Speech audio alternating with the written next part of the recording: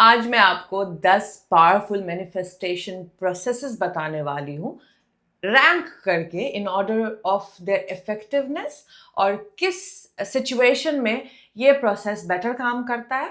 From my personal experience जो मैं use करती हूँ अपने मैनिफेस्टेशन को लेके, साथ ब साथ क्या किस सिचुएशन में किस टाइप के इंसान को बेटर सूटेड होगा वो बताने वाली हूँ। हेलो एंड वेलकम, मैं रेवती एंड सोल स्कूल में आपका स्वागत है।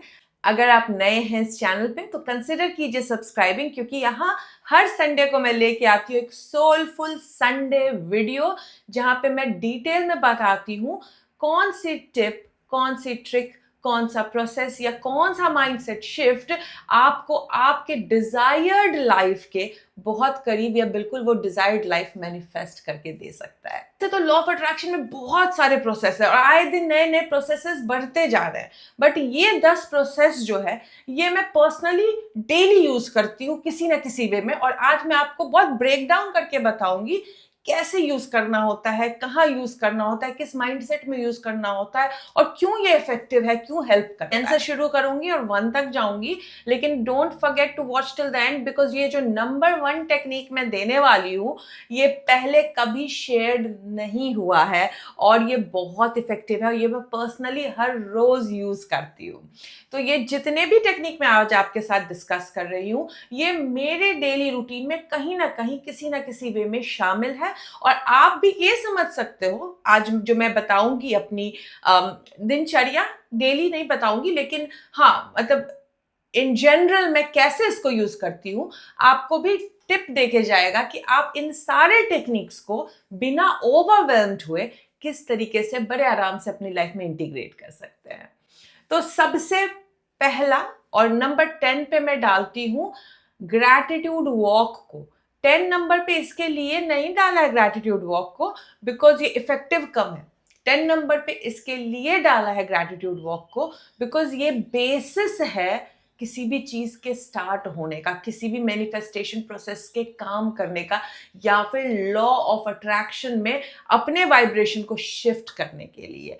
तो ये जो ग्रैटिट्यूड वॉक है इसका मतलब है कि माइंडफुल वॉक करना, और माइंडफुल वॉक करते समय अपनी नजर के सामने जो आ रहा है उसको कहना कि तुम बहुत खूबसूरत हो, तुम मेरे फेवरेट हो, तुम बहुत अच्छा काम कर रहे हो। साथ ब साथ अपने जीवन में जो सच में अच्छा चल रहा है उसके लिए थैंक यू बोलना, उसके लिए ग्रेटफुल होना। ग्रैटिट्यूड वॉक को मैं बेसिस क्यों बोलती हूँ, बिकॉज अगर आज आप जहाँ हैं उसके लिए धन्यवाद नहीं देंगे तो आप उस वाइब्रेशन में स्टेप इन कर ही नहीं पाओगे जहां से आप हाइयर वाइब्रेशन की चीजें अट्रैक्ट कर सको। तो नंबर 10 पे जरूर है gratitude walk, but not because of the effectiveness, because of the requirement of this process. क्योंकि ये ग्रैटिट्यूड वॉक जो है ये मैं कहती हूँ नॉन निगोशिएबल है। भले डेली नहीं भी कर पा रहे हो आप, तो मेक श्योर कि आप हफ्ते में कम से कम 1 या 2 बार ग्रैटिट्यूड वॉक जरूर कीजिए। ये इंस्टेंट वाइब्रेशनल शिफ्ट देके जाता है। स्लो प्रेजेंट होके माइंडफुल वॉक करते समय अपनी लाइफ में जो अच्छा चल रहा है, झूठ नहीं, जो अच्छा चल रहा है उसके लिए दिल से धन्यवाद देना कहलाता है ग्रैटिट्यूड वॉक। अब आती हूँ नंबर 9 पे। नंबर 9 पे मैंने रखा है प्लेसमेंट प्रोसेस। ये अब्राहमिक्स का प्रोसेस है, ये बहुत इफेक्टिव है और इसके लिए नंबर 9 की जगह मेरे दिनचर्या में पाता है, क्योंकि मैं बहुत सारी चीजों को मैनेज करती हूँ। मेरे लिए कभी कभी टाइम मैनेजमेंट एक चैलेंज बन जाता है। तो अगर आप ऐसे इंसान है जो बहुत ओवरवेल्म्ड हैं चीज़ों से, समझ में नहीं आ रहा है पहले क्या करे बाद में क्या करे, या बहुत ज़्यादा ड्यूटी है आपके ऊपर, या स्टूडेंट हो सकते हैं बहुत सारे सिलेबस फिनिश करनी होगी, या ऑफिस में बहुत ज़्यादा काम होगा आपको एंड आप ओवरवर्क्ड है एंड ओवरवेल्म्ड है, तो ये प्रोसेस बहुत इफेक्टिव है। ये मैं अपनी डेली लाइफ में हर दिन यूज करती हूँ, बट मैं अपने घर में इसको यूज नहीं करती हूँ। जैसे ही मैं लॉग इन करती हूँ, बिकॉज मैं एक गवर्नमेंट एम्प्लॉय हूँ ऑस्ट्रेलिया में, तो जैसे ही मैं जॉब पे जाती हूँ, लॉग इन करती हूँ, मेरे पास एक नोटबुक है मेरे डेस्क पे जहाँ पे मैं ये प्लेसमेंट प्रोसेस करती हूँ, लिस्ट करती हूँ। ऑब्वियसली पहले स्टार्ट करती हूँ अपने वर्क रिलेटेड मैटर को इन ऑर्डर टू प्रायोरिटी, जो मैं फिनिश कर सकती हूँ एक पेज पे बीच में डिवाइड करती हूँ। जो चीज़ मैं इजीली फिनिश कर सकती हूँ वो लिखती हूँ। साथ में साथ वर्क में भी जो मुझे लगता है कि आज मैं फिनिश नहीं कर पाऊंगी बट इम्पॉर्टेंट है करना वो, और उसको मैं universe will take care of it के साइड में लिख देती हूँ। सिमिलरली जब जैसे ही मैं लॉग इन करती हूँ, क्योंकि मेरा जॉब फिनिश होने के बाद मुझे मेरे बिजनेस पे काम करना पड़ता है, मुझे यूट्यूब के लिए काम करना पड़ता है, मुझे सोशल मीडिया पे काम करना पड़ता है, यहाँ पे इवेंट्स जो लेती हूँ ऑस्ट्रेलिया में उस पर काम करना पड़ता है, तो मैं उसमें भी इन ऑर्डर टू प्रायोरिटी लिख देती हूँ सुबह ही सुबह जैसे ही लॉग इन करती हूँ कि after work this I will do and universe will take care of it. साथ ब साथ मैं पर्सनल लाइफ की भी चीज़ें लिखती हूँ, जैसे मुझे मेडिटेशन के लिए टाइम निकालना पड़ता है, मुझे अपनी बच्ची के साथ स्पेंड करना है टाइम, वो निकालना पड़ता है, मुझे ग्रैटिट्यूड वॉक करने के लिए टाइम निकालना पड़ता है, तो वो भी लिख देती हूँ।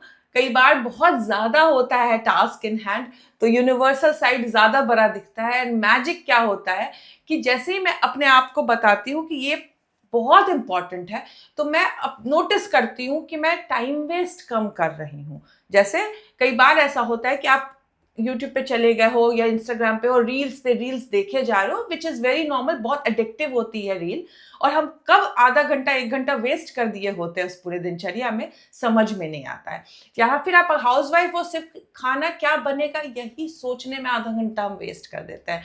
लेकिन जब ये प्लेसमेंट प्रोसेस करते हैं तो हम देखते हैं कि हम बहुत ईजिली टाइम मैनेजमेंट कर पा रहे हैं बिना ओवरवेल्म हुए, खुद को बिना खुद को परेशान किए। और जब आप ओवरवेल्म नहीं होंगे तो क्या होगा, आप हायर वाइब्रेशन में रहेंगे, तो आप हायर वाइब्रेशन के आइडियाज को इनवाइट करेंगे अपने माइंड में, तो ऑब्वियसली क्रिएटिव सॉल्यूशंस आएगा आपके पास और आप बेटर मैनिफेस्ट कर पाओगे। टाइम मैनेजमेंट, जॉब डन, और आप एंड ऑफ द डे देखोगे कि बहुत इम्पॉसिबल लग रहा था वैसी चीजें भी बहुत इजीली फिनिश हो गई आपको परेशान किए बिना। अब लेके आ रही हूं 8वें नंबर पे स्क्रिप्टिंग प्रोसेस। देखिए स्क्रिप्टिंग के बहुत सारे वेरिएशन है, डेली स्क्रिप्टिंग करना, वीकली स्क्रिप्टिंग करना, या फिर फोर्टनाइटली स्क्रिप्टिंग करना, मंथली स्क्रिप्टिंग करना, ईयरली स्क्रिप्टिंग करना। मैं पर्सनली क्या करती हूँ कि एक ईयर की स्क्रिप्ट बनाती हूँ, साथ ब साथ मंथली स्क्रिप्टिंग में मंथ के स्टार्ट में कर देती हूँ कि मुझे इस मंथ से क्या आउटपुट चाहिए, मुझे इस मंथ से क्या मैनिफेस्ट करना है, इस मंथ में मेरा क्या गोल है। अगर आप बहुत चैलेंजिंग टाइम से गुजर रहे हो, पता नहीं नेक्स्ट डे कितना बुरा होने वाला है, तो फिर आप एक दिन पहले स्क्रिप्टिंग कर लो कि नेक्स्ट डे बहुत अच्छा होने वाला है। क्योंकि जब आप ये करते हो तो आप एक तरह से एक और प्रोसेस यूज कर दे रहे हो जिसे कहते हैं प्री पेविंग मेथड, यानी अपना एक्सपेक्टेशन चेंज कर लेते हो कल आने वाले कल के लिए। तो इसके लिए इंपॉर्टेंट है कि अगर बहुत चैलेंजिंग टाइम है, एक्सपेक्टेशन आपकी बहुत नेगेटिव हो रही है, तो डेली स्क्रिप्टिंग कीजिए रात को सोने से पहले। I am so happy and grateful that मेरा कल का दिन ऐसा ऐसा गया। एक से एक छोटी से छोटी डिटेल लिखिए विथ, ऑब्वियसली आपको बहुत अच्छे वाइब्रेशन में एंटर करके लिखना होगा, तो लंबी सांसें लीजिए, थोड़ा सा ब्रेथ वर्क करके स्क्रिप्टिंग करने आइए, विजुअलाइज करते हुए स्क्रिप्टिंग कीजिए तो और बेटर काम करता है। साल की स्क्रिप्टिंग कर दीजिए कि इस साल में मुझे क्या चाहिए, या फिर मेरे जैसा अगर आप करते हैं कि साल की एक बार कर दिया और फिर मंथ की स्क्रिप्टिंग मैं स्टार्ट में कर देती हूँ, फिर मैं स्क्रिप्टिंग दोबारा नहीं करती हूँ जब तक मैं दूसरे मंथ में नहीं जाती हूँ। अगर उस मंथ में मेरा गोल पूरा हो गया है या वो मैनिफेस्ट हो गया, जो 90% ऑफ द टाइम हो जाता है, लेकिन 10% ऐसा होता है कि मेरा फोकस कहीं मूव हो गया या डिजायर थोड़ी इधर उधर हो गई, तो दिक्कत आ जाती है। तो फिर मैं उसी डिजायर को जो नहीं हुई है वो नेक्स्ट मंथ में भी शामिल कर देती हूँ along with new desires. Scripting monthly करना वैसे लोगों के लिए बहुत हेल्पफुल होगा जिनको लिखना नहीं पसंद है।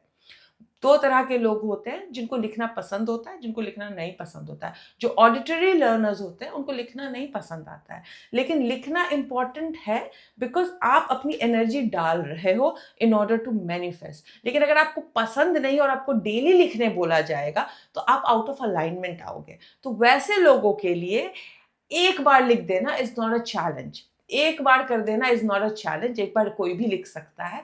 और जिनको डेली लिखना पसंद है वो डेली लिख सकते हैं, that is not a problem. वो अपने आप को अलाइनमेंट में लाने के लिए लिखने में ज्यादा कनेक्ट करते होंगे। जो ऑडिटरी लर्नर है उनको मैं कहती हूँ स्क्रिप्टिंग लिखने के बाद एक बार पढ़ लो, पढ़ने से आप आउट लाउड पढ़ते हो तो आपके शब्द आपके कानों में जाते हैं और आप बेटर उसको ग्रास्प कर पाते हो। तो ये हुआ स्क्रिप्टिंग मेथड जिसे मैंने डाला है नंबर 8 पे। तो अब आती हूँ नंबर 7 पे। नंबर 7 पे ये जो मेथड है ये बहुत अच्छा काम करता है। तो जस्ट बिकॉज ये 7 नंबर पे, इसका ये मतलब नहीं है कि इफेक्ट में कम है, काम बहुत अच्छा करता है, लेकिन किस चीज के लिए करना है ये समझना जरूरी होता है। तो ये मेथड है लिस्ट ऑफ पॉजिटिव एस्पेक्ट। जैसे मैंने आपको शुरू में बोला था कि ग्रैटिट्यूड एक बेस है in order to start manifesting, क्योंकि आप जब तक थैंकफुल होगे नहीं, कुछ अच्छा अट्रैक्ट करोगे नहीं। वैसे ही लिस्ट ऑफ पॉजिटिव एस्पेक्ट उन लोगों को बहुत हेल्प करता है जो किसी चैलेंजिंग एनवायरनमेंट में है या फिर बहुत नेगेटिव हो गए हैं। अब चाह भी रहे पॉजिटिव होना, ग्रैटिट्यूड वॉक दे भी रहे, फिर भी पॉजिटिव नहीं हो पा रहे हैं, या कोई आपको बहुत परेशान कर रहा है, या कोई आपका पीछा ही नहीं छोड़ रहा है, वैसे में आप लिस्ट ऑफ पॉजिटिव एस्पेक्ट उस इंसान के लिए कर सकते हो, सर्कमस्टांसेस के लिए कर सकते हो, उस इमोशन के लिए कर सकते हो, ताकि उसका वाइब्रेशन चेंज हो जाए। आप देखोगे list of positive aspect personally मैं हमेशा करती हूँ। अगर कोई इंसान मुझे परेशान करता है, कोई सिचुएशन मेरे लिए चैलेंजिंग होती है और मैं नेगेटिव हो रही हूँ उस चैलेंज को देख के, रादर देन कि मैं खुद को बड़ा करूँ उस चैलेंज को कॉन्कर करने के लिए, अगर मैं नेगेटिव हो जाती हूँ उस चैलेंज को देख के, तो मैं लिस्ट ऑफ पॉजिटिव एस्पेक्ट लिखती हूँ और देखती हूँ अपने आप मेरा वाइब्रेशन चेंज हो गया है, मेरे पास क्रिएटिव सोल्यूशन आ गया है और वो चैलेंज इतना बड़ा जो लग रहा था वो इतना छोटा लगने लगता है। सेम चीज मैं देखती हूँ कि अगर आप लिस्ट ऑफ पॉजिटिव एस्पेक्ट किसी इंसान के लिए करते हो तो दो बातें होती हैं। या तो वो इंसान आपके साथ बेटर बिहेव करने लग जाता है, या फिर वो इंसान आपके एक्सपीरियंस से गायब हो जाता है। यानी आप अपने एक्सपीरियंस में देखोगे नहीं, भले आप एक ही घर में रह रहे होगे, आपका इंटरेक्शन कम हो जाएगा, बिजी हो जाएगा वो इंसान, या आप बिजी हो जाओगे, या फिर वो इंसान ही कहीं और चला जाएगा, या आप ही ट्रांसफर हो जाओगे कहीं और। इसके लिए लिस्ट ऑफ पॉजिटिव एस्पेक्ट बहुत अच्छा काम करता है आपको रिलीफ दिलाने में जब आप नेगेटिव हो। अच्छा, क्वेश्चन आता है मैं पैसे के लिए लिस्ट ऑफ पॉजिटिव एस्पेक्ट कर सकता हूँ? मैं कहती हूँ पैसे के लिए लिस्ट ऑफ पॉजिटिव एस्पेक्ट सिर्फ तब करोगे जब आप पैसे के सब्जेक्ट को लेकर नेगेटिव हो। यानी अमीर लोग को देख के जलन हो जाती है, या फिर आपको लगता है सब गलत धंधे में ही पैसा कमाता है, या फिर पैसा जो है सारी फसाद का जड़ है। अगर इन सोचों से जूझ रहे हो तो लिस्ट ऑफ पॉजिटिव एस्पेक्ट आप पैसे के लिए करो।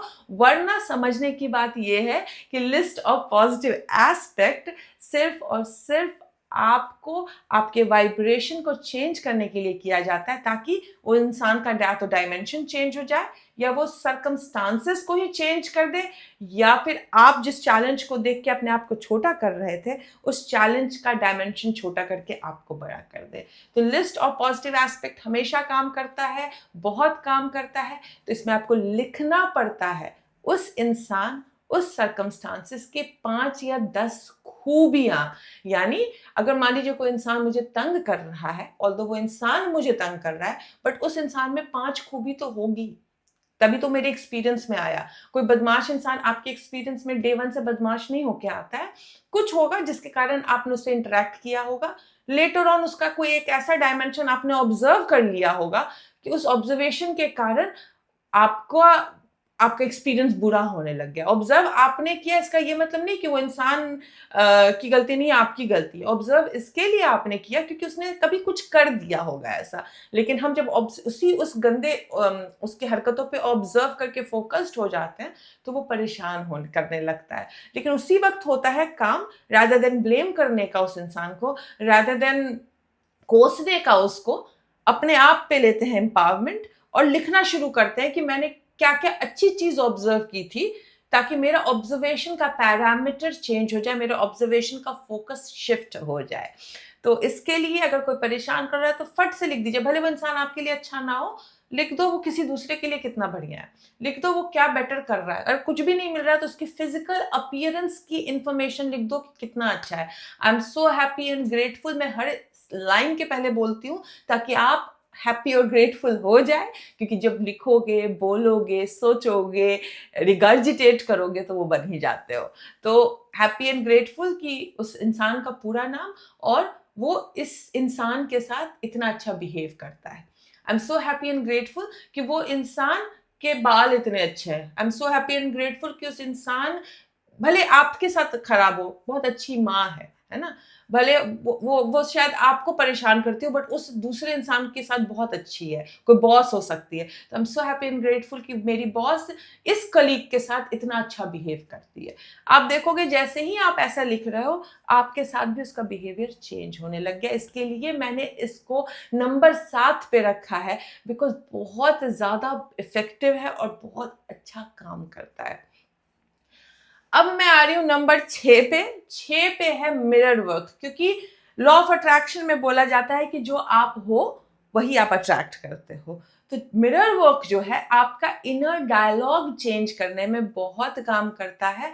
यानी आप खुद को जो समझते हो वो चेंज करना बहुत आसान हो जाता है जब आप कोई भी एक एफर्मेशन को मिरर के सामने देख के बोलते हो, या कोई भी एक नेगेटिव चीज जो आप अपने बारे में सोचते हो मिरर के सामने उसका पॉजिटिव आउटकम बोलते हो, पॉजिटिव चीज बोल के आंखों में देख के मिरर वर्क करते हो, तो देखते हो कि आपका self love, self worth better होना शुरू हो गया है।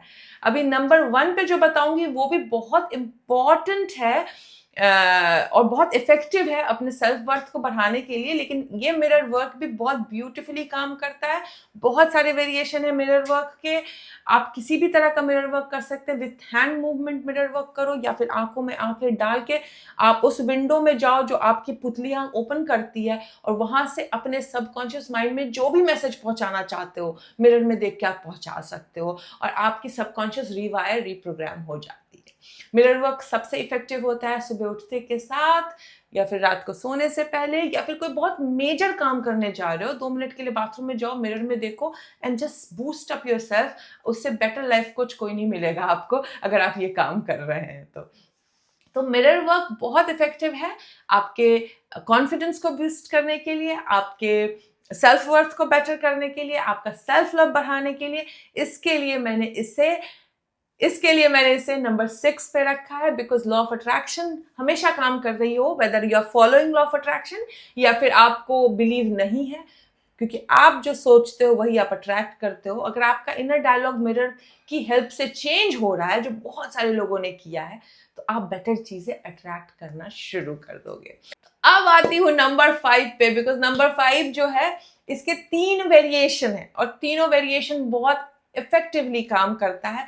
और आप देख रहे हो जितने भी पहले के प्रोसेस मैंने आपको बताए हैं उन सारे प्रोसेस में भी ये वाला प्रोसेस शामिल है कहीं ना कहीं। जी हाँ, मैं बात कर रही हूँ एफर्मेशंस की। एफर्मेशन को हल्के में मत लीजिए। हम अगर बात करते हैं एफर्मेशन की तो आज ये वर्ड इंग्लिश से निकल के आया है, लेकिन मंत्र चैंटिंग तो हम बहुत सदियों से कर रहे हैं। मंत्र क्या है? अच्छी चीजें मुंह से निकालना रिपीटेड फॉर्म में, ताकि आप उस जो शब्द निकाल रहे हो वैसे बन जाओ। पहले मंत्र संस्कृत में होते थे, लोग संस्कृत समझते थे तो उसका इफेक्टिवनेस होता था। धीरे धीरे लोग संस्कृत समझना बंद कर दिए और उसको ऑटो पायलट पे सिर्फ मंत्र जप रहे हैं, जिसका मीनिंग उनको खुद ही नहीं पता, तो उसका इफेक्टिवनेस कम हो जाता है। तो एफर्मेशन के बहुत सारे वेरिएशन होते हैं। आप लिख के एफर्मेशन कर सकते हो, आप सुन के एफर्मेशन टेक्निक को यूज कर सकते हो, आप पढ़ के एफर्मेशन कर सकते हो। और एफर्मेशन में एक छोटा सा वेरिएशन आता है डेक्लेरेशन।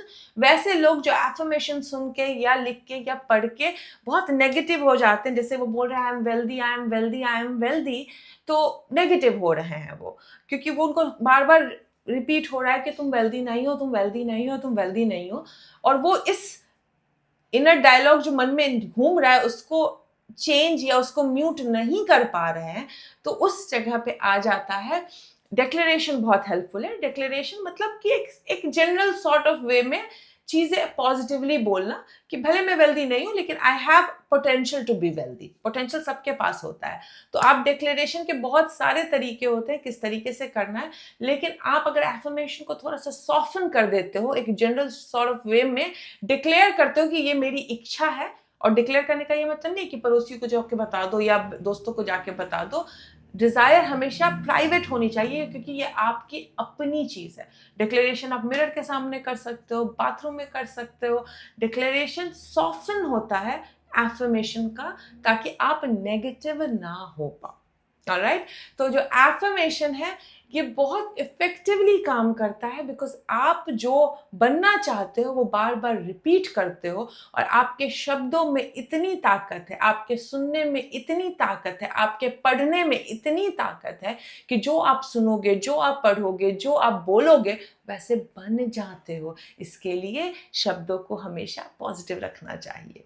और एफर्मेशन बहुत प्यारा काम करता है जब स्पेशली आप बहुत चैलेंजिंग या नेगेटिव एनवायरनमेंट में हो, तो उस वक्त खुद को बार बार रिपीट करना बहुत ज़रूरी होता है। और इसके लिए कुछ लोग रोबोटिक एफर्मेशन को बहुत बुरा बोलते हैं, बट मैं बुरा नहीं बोलती हूँ, बिकॉज कई बार लोगों की बहुत चैलेंजिंग एनवायरनमेंट होती है और उस वक्त एफर्मेशन में फीलिंग लेके बोलना बहुत मुश्किल होता है। तो अगर आप रोबोटिक एफर्मेशन से ही शुरुआत कर रहे हो, रोबोटिक एफर्मेशन का है कि बिना फीलिंग के सिर्फ रिपीट करते जाओ, रिपीट करते जाओ, रिपीट करते जाओ, अगर रोबोट के जैसा भी एफर्मेशन दे रहे हो, धीरे धीरे आप जनरेट करने लग जाओगे फीलिंग। एक दिन में नहीं होगा, आप रोबोटिक एफर्मेशन हफ्ते तक करोगे तो फिर आप फीलिंग के साथ नॉर्मल एफर्मेशन कर सकते हो। या फिर अगर आप डिक्लेरेशन से शुरू करो, फिर रोबोटिक एफर्मेशन पे जाओ और फिर नॉर्मल एफर्मेशन पे आओ, तो एक बहुत प्यारा सा आप वाइब्रेशनल शिफ्ट ले लोगे विदाउट जंपिंग। वो वाइब्रेशनल जंप सब नहीं ले पाते हैं, तो जो जंप नहीं ले पाते हैं वो पॉजिटिव होने के बदले नेगेटिव हो जाते हैं। तो इस तरीके से अगर आप सॉफ्टन करके अपने आप को मूव करोगे ना, तो आप देखोगे कि आपके लिए भी पॉजिटिव होना बहुत आसान हो गया है। तो अब आ रही हूँ नंबर 4 पे। ये नंबर 4 इंपॉर्टेंट ही नहीं है, नॉन निगोशिएबल है। डजंट मैटर आप बहुत अच्छा कर पाते हो या बहुत बुरा कर पाते हो, as long as you are doing it, आप अपने डिजायर के बहुत करीब हो। बिकॉज ये एक ऐसी चाबी है जो बहुत इंपॉर्टेंट है आपके मैनिफेस्टेशन को लेके। जी हाँ, मैं बात कर रही हूँ विजुअलाइजेशन की।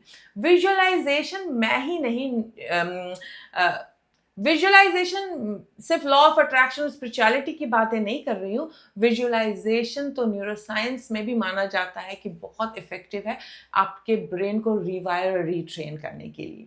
लेकिन विजुअलाइजेशन जो है एक ऐसी चाबी है जिससे आप एक्चुअली जो विजुअलाइज करोगे वो क्रिएट होता है। बिकॉज आज की डेट में जितने भी प्रोडक्ट हम यूज कर रहे हैं, किसी के विजुअलाइजेशन का ही नतीजा है, किसी के इमेजिनेशन का ही नतीजा है, वरना आप वो प्रोडक्ट बना ही नहीं पाओगे until unless you have imagined.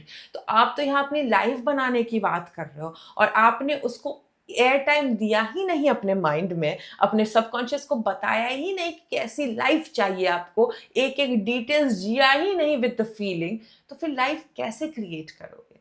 Creation का सिंपल सा नियम है, सबसे पहले आपको डिसाइड करना पड़ता है क्या चाहिए, फिर आपको विजुअलाइज करना पड़ता है क्या चाहिए, क्यों चाहिए, कैसा चाहिए, किस तरीके का चाहिए, एंड देन हर वो प्रोसेस करना होता है ताकि आप नेगेटिव नहीं हो जाए अपने डिजायर को लेके, ताकि जो जेस्टेशन पीरियड है वो बहुत स्मूथली बीते और फिर जो आपने विजुअलाइज किया है वो तो आनी ही आनी है। इसके लिए हर रात सोने से पहले विजुअलाइजेशन बहुत इंपॉर्टेंट है। और यहाँ पे मैं बहुत अच्छी सी एक टेक्निक, एक बहुत बहुत प्यारे से इंसान ने बहुत सालों पहले लोगों को दिया था, एक प्यारा सा मेथड जिसे कहते हैं सिल्वा ESP system, extra sensory perception में जब आप अल्फा लेवल में डिप करके विजुअलाइज करते हो तो आपका विजुअलाइजेशन और स्ट्रांग हो जाता है। बिकॉज जब आप अल्फा लेवल में होते हो तो कहा जाता है कि आप ऊपर वाले के, आप सोर्स के बहुत करीब होते हो और इन्फॉर्मेशन आपके सब कॉन्शियस में बहुत ईजिली चला जाता है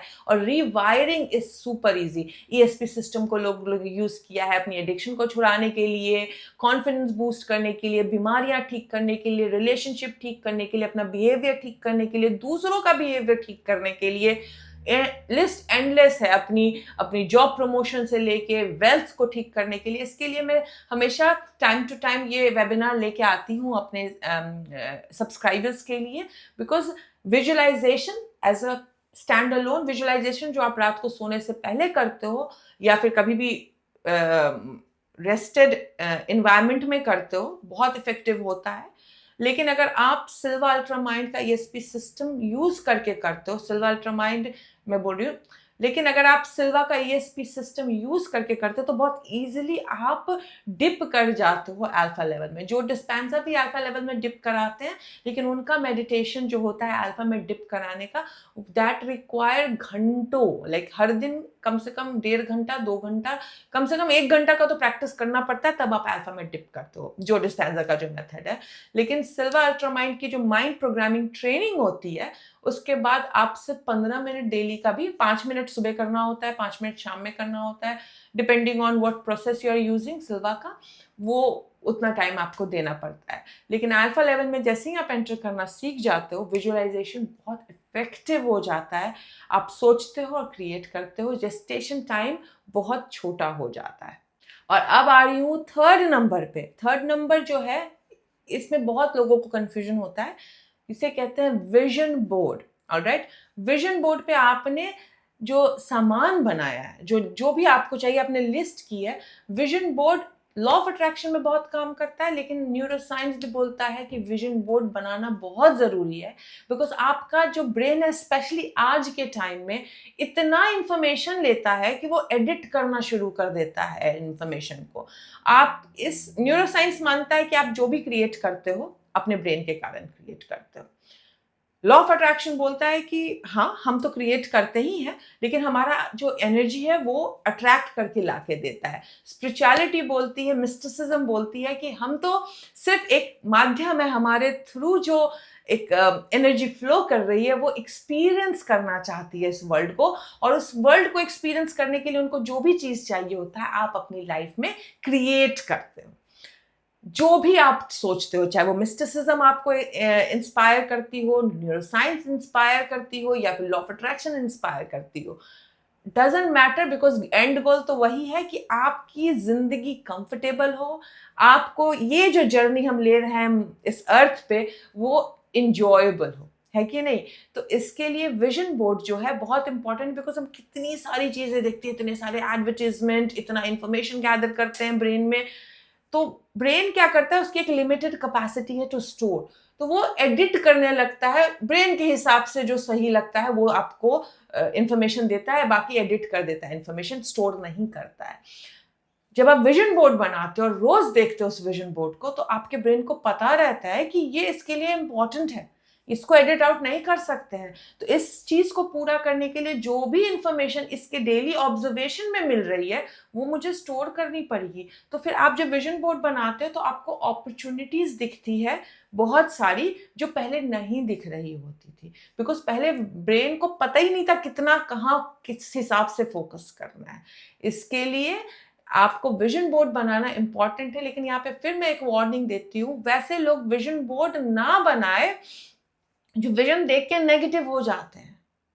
विजन बोर्ड अगर आप इस माइंडसेट से बना रहे हो कि मैजिक होगा और आएंगी और आप खुश हो रहे हो, या फिर इस हिसाब से बना रहे हो कि मेरे ब्रेन को पता होना चाहिए कि क्यों इंपॉर्टेंट है, वेरी गुड, बनाइए। लेकिन अगर आप विजन बोर्ड को देखते हो और उदास हो जाते हो ये सोच के कि अभी तक नहीं आया, मेरी लाइफ में नहीं आ सकता है, तो वैसे लोग विजन बोर्ड का पूरा पर्पस सॉल्व नहीं कर पा रहे हैं। तो विजन बोर्ड तब तक नहीं बनाइए जब तक आपने ये जो पहले के प्रोसेसेस मैंने बताए हों, gratitude work, list of positive aspect, अपनी रिवायरिंग को कंप्लीट यानी मिरर वर्क करके खुद का वर्थ नहीं कर लिया है, तब तक विजन बोर्ड नहीं बनाइए। इसके लिए इसको नंबर 3 पे रखा है, नॉट कि भाई सबसे पहले यही कर लो, बिकॉज आपका पॉजिटिव होना इंपॉर्टेंट है, आपका उस परफेक्ट अलाइनमेंट में होना इंपॉर्टेंट है, देन अपने ब्रेन को डायरेक्शन देना इंपॉर्टेंट है कि ये मुझे चाहिए। फिर तो वो आपका और आपकी एनर्जी, देखिए लाइफ में एग्जैक्ट आंसर किसी को नहीं पता। न्यूरोसाइंस वहां पहुंचने की कोशिश कर रहा है जहां मिस्टिक्स पहुंच चुके हैं, लेकिन ये मिस्टिक्स और न्यूरोसाइंस के बीच में बहुत सारी नॉइजेस हैं जो आपको कंफ्यूज भी करेगी, जो आपको डिमोटिवेट भी करेगी, जो आपको कहीं ना कहीं बहला के कहीं दूसरे डायरेक्शन में ले जाती है। इसके लिए मेरा अप्रोच ऐसा होता है कि मैं थोड़ा सा लॉजिक ऐड कर लूँ, थोड़ा सा मैजिक ऐड कर लूँ फ्रॉम मिस्टिसिज्म, एंड थोड़ा सा न्यूरोसाइंस भी ऐड कर लूँ, ताकि मैं एक बैलेंस्ड अप्रोच के साथ जीऊँ। जहाँ मुझे लगता है कि मुझे चैलेंज कॉन्कर की ज़रूरत है, जो चीज़ मुझसे बन पड़ सकता है अपने काबिलियत से, वो करती हूँ। जहां मुझे लगता है कि it is beyond my control, I just let go and surrender to the divine energy, और डिवाइन एनर्जी उसको करके दे देता है। लेकिन ये बोलूंगी कि डिवाइन एनर्जी ही सारी चीजें करे और मैं अपना हाथ पैर नहीं चलाऊंगी, तो वो भी सही नहीं है, बिकॉज उन्होंने हमें हाथ पैर किसी काम के लिए दिया है ना, दिमाग किसी चीज के लिए दिया है, तो यूज करते हैं। यहीं पे मुझे अब्राहम हिक्स की बहुत अच्छी सी लेक्चर याद आती है कि एक इंसान ने बोला था कि मुझे फिट्स आते हैं लेकिन मैं दवाई नहीं खाना चाहता हूँ, क्योंकि मैं चाहता हूँ कि मैं इसको लॉ ऑफ अट्रैक्शन से ठीक करूँ। तो अब्राहम हिक्स ने बोला कि ठीक है, तुम लॉ ऑफ अट्रैक्शन से बिल्कुल ठीक कर सकते हो, लेकिन दवाई क्यों नहीं खा रहे हो? लॉ ऑफ अट्रैक्शन के कारण ही हमारा मेडिकल साइंस आज इस काबिल हुआ है कि आपको दवाइयाँ क्रिएट करके दे रहा है, आपको क्विक रिलीफ दे रहा है। हाँ, ये मैं मानती हूँ कि जो मेडिकल साइंस है वो आपके सिम्टम्स को ठीक करता है, आपको कंफर्टेबल कर देता है, जड़ से हीलिंग नहीं दे पाता है। लेकिन अगर आपकी सिम्टम्स आपको पॉजिटिव होने से रोक रही है, आपको दर्द दे रही है, आपको परेशान कर रही है, तो वो दवाई क्यों नहीं खाओगे? वो दवाई लॉ ऑफ अट्रैक्शन के इतने सालों के इवॉल्व होने के कारण ही क्रिएट हुई है, तो उसको इतनी नेगेटिविटी क्यों देनी? और ये बात मुझे बहुत अच्छी लगी, इसके लिए ही मैं सारे अप्रोचेस आपके साथ शेयर करती हूँ, क्योंकि मेरे सब्सक्राइबर्स कुछ ऑडिटरी होंगे, कुछ विजुअल होंगे, कुछ बहुत क्रिएटिव होंगे, कुछ बहुत लॉजिकल होंगे। तो जो भी आपको ठीक लगता है, जहाँ से आपके लिए वो इंफॉर्मेशन एपेटाइजिंग होती है, उसको एक्सेप्ट कीजिए, because this information is not one size fit all. अभी आती हूँ मिस्टिसिज्म की बात की, तो सेकंड लेवल पे आता है सबसे इंपॉर्टेंट, इसे कहते हैं मेडिटेशन। एंड मैं पर्सनली चक्रा मेडिटेशन यूज करती हूँ। मेडिटेशन क्यों इंपॉर्टेंट है? आपने इतने सारे प्रोसेसेस कर लिए, आपने डिजायर कर लिया, आपने फोकस कर लिया, आपने खुद को बैलेंस कर लिया, बट फिर भी एक इनर डायलॉग हर दिन चलता है, बिकॉज आप बहुत सारी चीजें एक्शन पार्ट में करते हो, उठना, काम पे जाना, एफर्मेशन करना, ये करना, और एक जो वो सेक्रेट पॉज है जिसके कारण चीज़ें निकल के आती है वॉर्टेक्स से आपकी लाइफ में, वो सेक्रेट पॉज प्रैक्टिस करना इम्पॉर्टेंट है, जिसे कहते हैं मेडिटेशन। जब आप मेडिटेट करते हो तो आप अपनी सारी डे टू डे की रेजिस्टेंस को सबसाइड करते हो। कुछ गलत ऑब्जर्व कर भी लिया हो डे टू डे लाइफ में, तो उस ऑब्जर्वेशन को लेट गो बहुत ईजिली कर देते हो। कुछ गलत किसी ने आपके लिए बोल भी दिया है, तो आप देख रहे हो कि आप बहुत ईजिली फॉरगिव करके उस बैगेज को लेके आगे नहीं बढ़ रहे हो। इसके लिए मैं चक्रा मेडिटेशन कहती हूँ, बिकॉज चक्रा मेडिटेशन जो सोल स्कूल सिखाता है, जो मैंने बहुत सारे सालों के रिसर्च के बाद मैंने बहुत योगा के बुक्स निकाले, शामानिक हीलिंग के बहुत सारी प्रैक्टिसेस को सीखने के बाद जो कल्टीवेट किया, वो सोल स्कूल का जो चक्रा प्रैक्टिस है वो इस तरीके से डिजाइंड है जहाँ पे आपको साइंटिफिक बेनिफिट भी मिलता है। क्यों इम्पोर्टेंट है?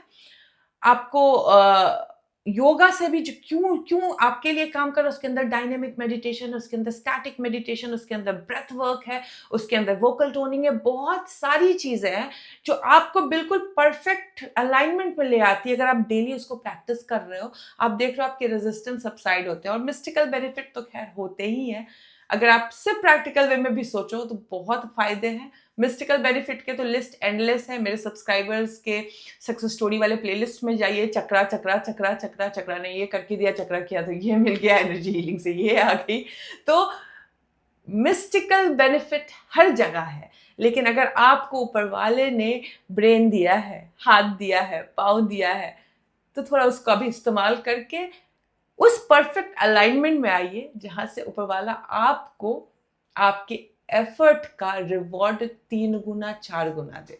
आप देखोगे कि मेडिटेशन के पहले आप जो काम कर रहे हो उसका रिवॉर्ड शायद डबल मिल जाए, लेकिन चक्रा मेडिटेशन से मैंने पर्सनली देखा है, जैसे ही मैंने स्टार्ट किया, ऑब्वियसली बाकी चीजें भी कर रही थी, रिजल्ट बहुत बड़ा था। वरना मैं आज यहाँ आपसे इस तरीके से बात नहीं कर पाती। बहुत बहुत बुरी फंसी थी मैं, बहुत हालत खराब थी मेरी इंडिया में।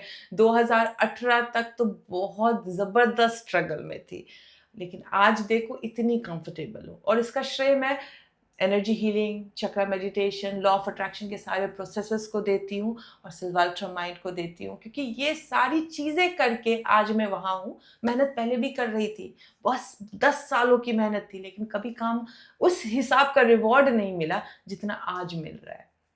और अब आने वाली हूँ लास्ट लेकिन बहुत इम्पॉर्टेंट टेक्निक पे, जो कभी शेयर नहीं किया है लेकिन बहुत असरदार है in terms of self love बढ़ाने के, in terms of self worth बढ़ाने के, इन टर्म्स ऑफ नेगेटिव से पॉजिटिव होने के।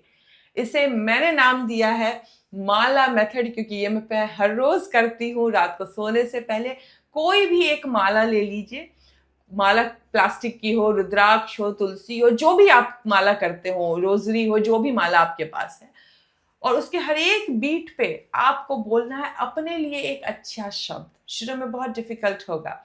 आई एम इंटेलिजेंट, मैं मेरे पास सोचने की शक्ति है, मेरे पास, मैं बहुत स्मार्ट हूँ, मैंने ये काम अच्छे से कर लिया। अगर दिन में कुछ अच्छा काम किया है वो भी माला में डाल दो।